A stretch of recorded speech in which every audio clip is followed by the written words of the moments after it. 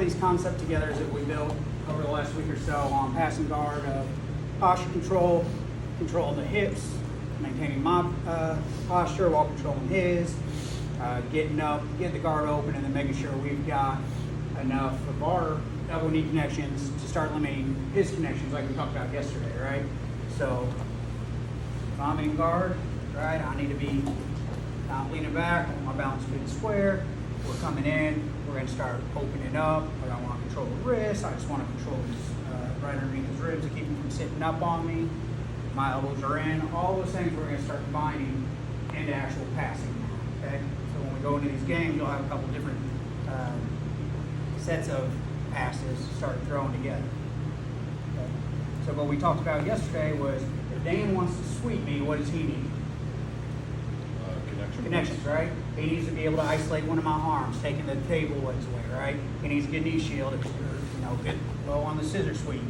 If he wants to go to half guard, be like John Wayne, he's got to have one of my legs completely isolate on.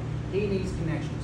So when I'm going to make the passing, on top of keeping my posture and all that, square and where I need it, not, leaning forward, come with my head up to try and stand up and open the guard. I need to make sure I'm limiting his connections as we start to go for these spots, okay? So if someone actually is playing like a closed guard on me, I like to stand open. It's just how I prefer to do it, and I think it limits what they can do because I can create more space, which makes it harder for them to connect, right? So if I'm looking to stand on Dan, however you want to get your grips here, I like to come under the rib and then work a hand back, right? So now I'm still killing his core. If he tries to sit up here, I can still kill the core by just getting underneath that rib, okay? A lot of people like to, if I'm going to stand up, controlling the wrist on the side that I'm stepping first, so he can't just automatically grip, okay? I'm worried a whole lot about that as long as I realize him grab my ankle is a potential threat. I can still work around that, right? So I come in, I step, and then to open, I immediately shift what's my lead leg, if I'm in a little bit of a staggered stance, right inside, and then I squat down, connect my knee and my elbow, okay? So now we're going to look at getting into this headquarters position to start passing from there, okay? So I've still got my elbow knee, I'm still connected to his core. I like to just stuff and step around.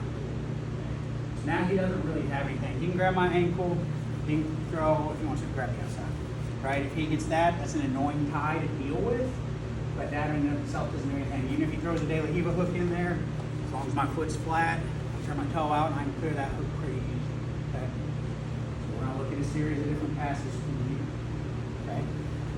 A lot of it's going to depend on how Dan's reacting. So when I'm trying to set these passes up, as I'm squatting down, my weight's actually coming through my arm that's on his shin, and I'm stepping this foot forward, so now I actually have his hip pinned through his thigh, okay? In this situation, the first one we're going to look at, his hips turned to my left. So I'm going to force him to go that way so I can pass that way, okay? So the hips pinned to the left, I'm just going to sprawl, but I'm turning my hip that same direction. Now I've got hip-to-hip connection and post. And just really easy to come behind.